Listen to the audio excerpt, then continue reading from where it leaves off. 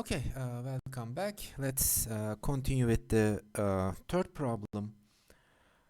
Okay, now third problem is, again, we have some region, space region given like this. And actually this is a kind of a region lying inside the unit sphere over here, which is the red one as before. I mean, this is the unit sphere actually, right? The red one given by this equation, and on the other hand we have the plane, right, the green one, and we have the plane 1 over 2. So everything is fine. So we are going to express this volume of this region. So of course, what is this region? So I'm going to show in a second, but we are going to write down the volume by using double integrals, triple integrals, and so on. Okay, so let's see. Maybe our first observation is we should understand. Okay, let's try to understand our region. Maybe first of all, first observation is about this circle over here, right? I mean, this is exactly the curve of intersection, right? So if you look at carefully over here, so this is so what we call the curve of intersection, if you like. So this yellow one, this is just given like this. So this is the curve of intersection.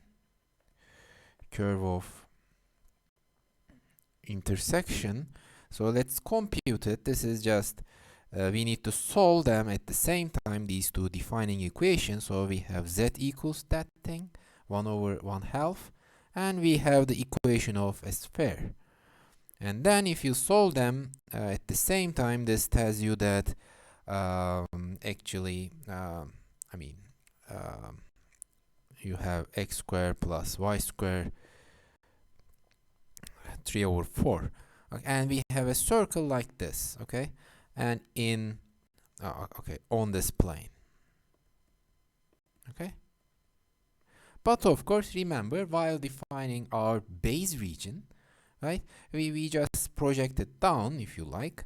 And when we project it down, we have something like this, right? So when we projected this thing down to the xy plane, so we have another, right, kind of a circle over here, right? So we just project it down, right? Therefore, we have a base region. Maybe I should use some other color, but I guess it's more or less visible, right? Maybe this one is better, right? This gives you, when you project it down, right? Therefore, we have a kind of a cylinder over here, right? Therefore, our picture will be, if you like, just focus on this picture. So the picture is something like this. So we have actually, so let me sketch it. So we have a kind of thing here, and we have this part. This is the yellow one, if you like. So we have a cap here, if you like, and the bottom part we have a cylinder, right? So this will be a kind of a picture. This is exactly the domain D, if you like, this part, the domain D over here. And I guess that's all. And we have this, maybe I should sketch like this. So we have this and that, this and this. This is z equals 1/2. This is the upper part, so we have a kind of a cap here, and then this part is the yellow circle over here, and this is the upper part, right? So this part is the upper part. Okay, so we have a picture like this. Okay, and now somehow we are going to try to compute the volume of this thing. Okay, inside is included, somehow, and we are going to try to compute the volume. Okay, so this is our picture, more or less. And with the, if you like, with the base region, maybe I should sketch it over here once more. The base region is just you know, it's just a kind of a disk, right? Right, this is the base region, and this disk, this is just x squared plus y squared is less than this. Okay, and the boundary, as before, boundary is the yellow one, right? Remember, the boundary is the actually the projection of the curve of intersection, that circle. Remember, the yellow one. Okay, fine. So we have this picture. I mean, those pictures, if you like. And now let's try to compute the volume. For instance, for part A. So somehow we are going to compute the volume of this omega thing by using double integral. But actually things is not that much hard by using double integral, or even, if you like, so we have something like this. First, of course, we should compute actually the volume under this graph, and it's enough to subtract the volume of this graph under this graph, if you like. So we have dA. So what does it mean? I mean, what are those? I mean, so those integrals can be interpreted like that, like this. Okay, let's see. For instance, the first one and the second one. What is the meaning of the first one? Okay, the geometric interpretation. So this is just the volume of the region, right? Under the graph, if you like, of the function. Remember, this function actually defines the upper hemisphere, right? The upper hemisphere. But of course, we are going to compute this volume on some restricted domain, right? On the region D. Okay. Therefore, we computed all possible volumes, right?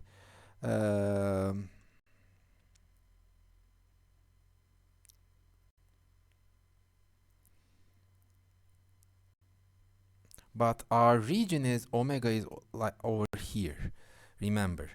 So we computed everything, okay, under this red thing, but now we are going to subtract the volume of this cylinder actually. Okay, so this is exactly the volume of, I mean, the omega is this region, be careful, I mean, not everything. So omega is the region lying inside the sphere and above the plane. Okay, so omega is just the cap, okay, if you like. Okay, so this is just the volume of the region. Yeah, maybe I should just let's say R, this part, this is just the volume of R. Okay, this is a kind of a cylinder. This is a kind of a cylinder with base, circle,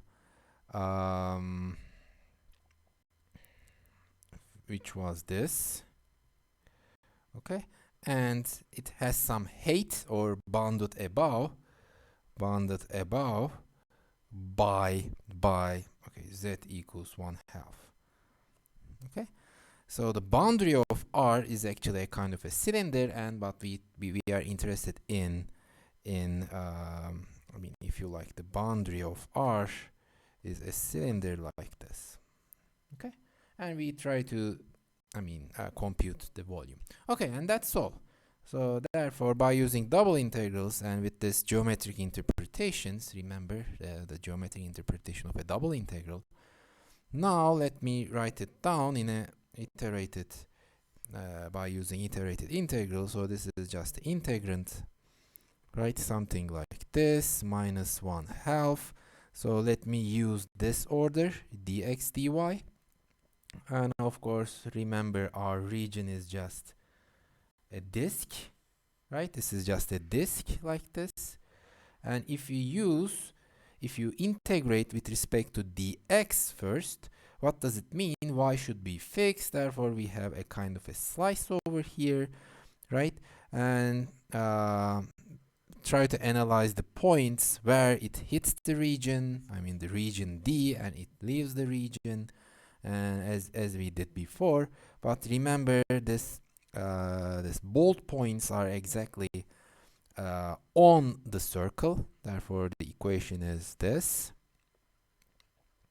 right? But for this x is just 4 minus y squared over here. Therefore, and on the other hand, we have another x here, the initial point, this is exactly where it hits the region, remember? And this is where minus, okay, something like this in terms of y. Okay, and that's all. I mean, these are the boundaries, basically. Y squared and 3/2 minus y squared. And on the other hand, as before, maybe this is this we should move this slice, right, vertically, and the possible range is when this is exactly when y equals square square 3 over 2. This is the minus of it, so everything is fine. So we have something like this. Okay, for the y part. Or if you want some color, I mean for the dx part, we start with this slice, and those green points are exactly those boundaries, corresponds to those boundaries if you like, and then we express the rest of the integral by using the standard iterated integral discussions. Okay, fine, everything is fine. What about part B? Remember part B, what was it? Okay, part B is about, okay, polar coordinates. Okay, so we are going to use the polar coordinates. Remember, just use the polar coordinates, which is just r cosine theta, and the y equals r sine theta. And hence, if you remember, after some computation, one can end up with the area element, which is r d theta. Okay. But now we are using rays, right? So now we have this region as before. I mean, we have this. Now we are going to use the r theta system instead of xy. We try to represent any point on that region by using, right, rays and stuff. And remember, we just throw some arbitrary ray, and you see we cover all those points on this ray. And also this is the possible maximum range that can ray hit, basically. Therefore, this is exactly when r equals, so we have some theta here, and this is exactly when r equals square root 3 over 2, right? And r starts from exactly the 0, and this is exactly one part we integrate on this ray, and then this is exactly where it meets the region, the usual story. But now we should rotate this ray, and actually, as you see, all full rotation is allowed. Therefore, this is exactly range from 0 to 2 pi. Therefore, let me write it down. So our volume in this new coordinate system, so of course, instead of those things, so we translate everything. Therefore, we have 1 minus r squared minus 1/2. Okay, this is easy to observe. Now r d theta, and as we discussed over here, r ranges from 0 to the radius, possible maximum radius, and on the other hand, theta runs from 0 to 2 pi. Okay, and that's all. Okay, fine. So this is part B. Still we are using double integrals, but now um, let's use triple integrals in the usual Cartesian coordinates, right? But this is, as we discussed before, now we are going to use, so let me maybe briefly sketch the region, not all of it, but briefly. Remember, we have a kind of thing over here. We have a cap or something like this, whatever it's called. So we have this z equals 1/2. And remember, this was the curve of intersection, the yellow one, if you remember. And that's it. This will be our picture, and we have the base region. I don't know why I just sketch in a rotated version, but this is the picture. Okay. Maybe we don't need a kind of a rotation, right? So I mean, I don't know. Is it possible to rotate this thing? No. Anyway, so we have a picture like this. Remember, this is our omega, but now we start with a fixed ray, which goes like this. As you see, it hits the region over here, and it goes like this and hits the region like this. This is exactly the bottom region it hits, and we have a kind of a ray like that. When xy is 0, is fixed, if you like. Then let's try to write it down. So this is our base domain D, and let's see. And the volume is just, so we are going to compute the volume. Volume is just, you need to write down this thing with this integral exactly 1, and the volume element. Remember, this triple integral gives you the volume of the region omega. But now we are going to write it down in an iterated integral form. So we have 1 instead of dv. So let me use this order: dz, dx, and dy. Remember, what is the meaning of this order? Since we start with dz, what does it mean? Remember, we start with a kind of a slice, right? Parallel to x-axis. So we have an x-axis here, so z-axis, I'm sorry. So this is x, y, z coordinates, if you remember. Okay, this is x, y, and z. And we have this green slice, if you like. So we have this green slice. It exactly hits the point over, it's our region omega over here. But this is exactly corresponds to the point when z equals 1/2. But by using the language, oh, maybe I should remember the language. Here we just let okay, we don't. I'm sorry. This will be the next part. We are just going to use the standard Cartesian coordinates. I'm sorry. Okay, fine. So what about this part? This part is exactly when z equals this thing.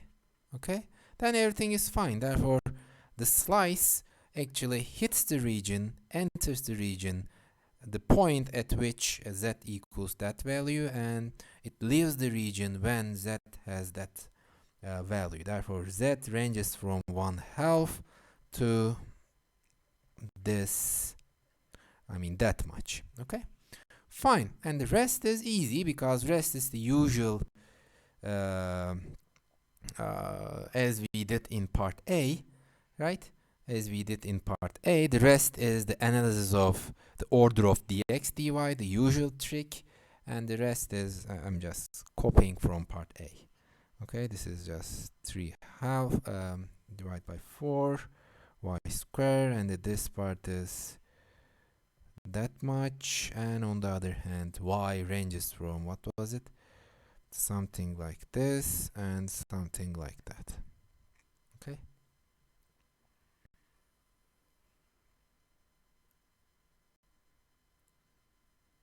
just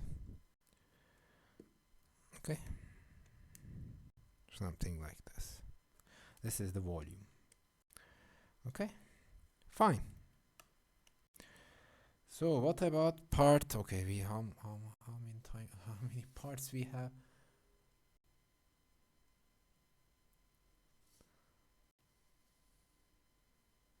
We have now cylindrical, or how many? Cylindrical, okay.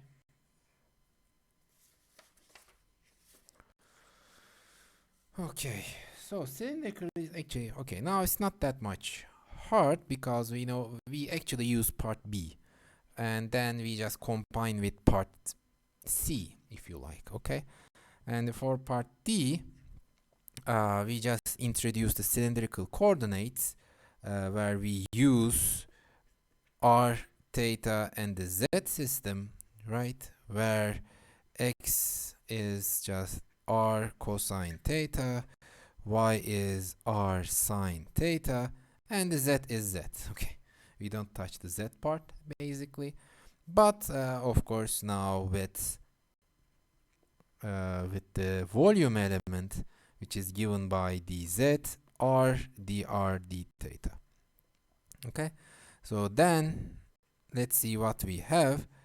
We have the following. So the v omega is just, so as before, this is just the triple integral of the 1 with the volume element dv, but now this is just okay, 1 times, okay, dz r dr d theta, but just express everything in terms of r and theta as we did in part B, but express everything in part C over here by using the theta and r language. I mean, that's all, and combine with part B if you like.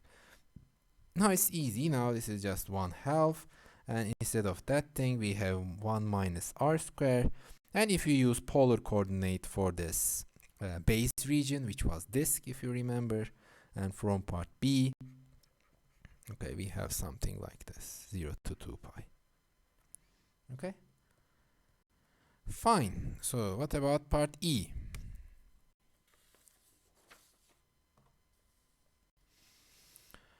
For part E, maybe we need this picture once more. Maybe I should sketch one more time. Remember, this was actually our part of the region, right? Something like this, and this part really sits inside the plane, right? And it is some, oops. Okay, it goes like this and like that. Okay, the picture is like this, okay, something like this. And it has some bottom parts, whatever, we don't care that much at this stage. Actually, we will. Right, so this was the picture at the beginning.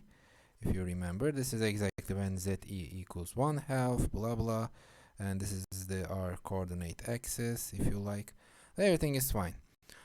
And now we start with some rays, right? Now we are going to use the polar, the spherical coordinates, and we start with this ray.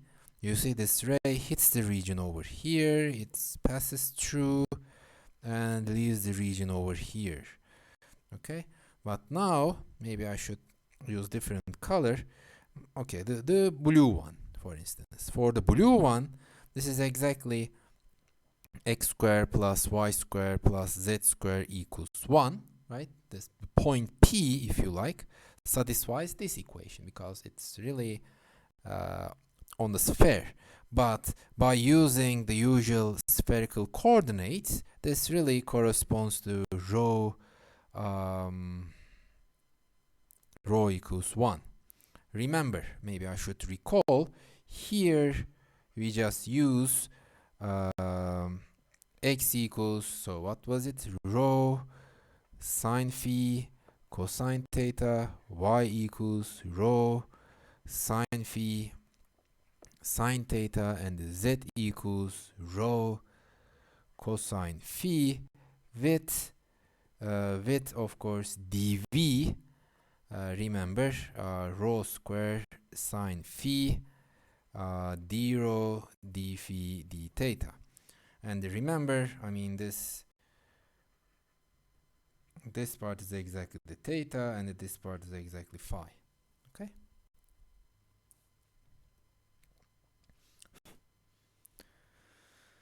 Fine. So this is nice, but what about this green point over here? So this green point is exactly, I mean, lies on this plane, but by using this new language, instead of z, we have rho cosine phi, which is 1/2.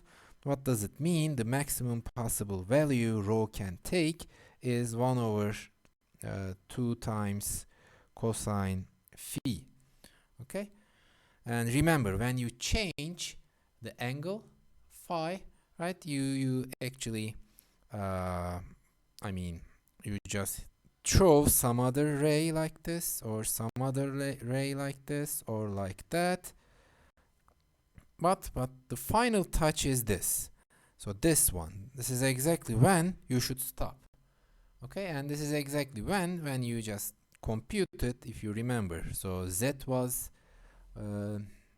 what was z? 1/2. Okay, this much is 1/2. And we have over here is something square root 3. Therefore, this is exactly when phi is. So when your ray hits the curve of intersection, this is exactly corresponds to when phi is pi over 3. Okay, and that's all. And then you have a full turn. Therefore, this is exactly phi equals 0. This is the initial part, and the possible maximum value you may allow for phi, because I mean, this, to scan the whole region, this is exactly when phi equals pi over 3. But what about theta? I mean, the theta is not that much hard. You are allowing the full turn. Okay, so you have a full turn. Therefore, let me write it down. So we have a full turn over here for the theta, and then so let me write it down. So the volume will be okay, rho square sine phi. Okay, d rho, d phi, d theta. So as we discussed over here, so the possible maximum value for rho is 1. And on the other hand, by using this green discussion, the minimum value rho can take, actually when it hits the region, rho is at least that much. You see, it depends on the angle. But on the other hand, our angle is just possibly, this is your maximum reach, and at the minimum level, if you like, you have exactly, I mean, 0, pi over 6, and on the other hand, we have a full turn on the bottom. Therefore, the theta ranges from 0 to 2 pi. Okay, I mean, this is exactly where it hits the region over here, and exactly where the rho equals 1. This is exactly where your ray leaves the region. Okay, therefore this is the range. Okay, this is the hits the region. This is exactly where it leaves the region. Okay, so you have a kind of a light beam, if you remember our previous discussions. This is the idea. Okay, fine. And we have one more problem. Actually, maybe before this problem, maybe we can have a short break once more, and then we will continue. Okay.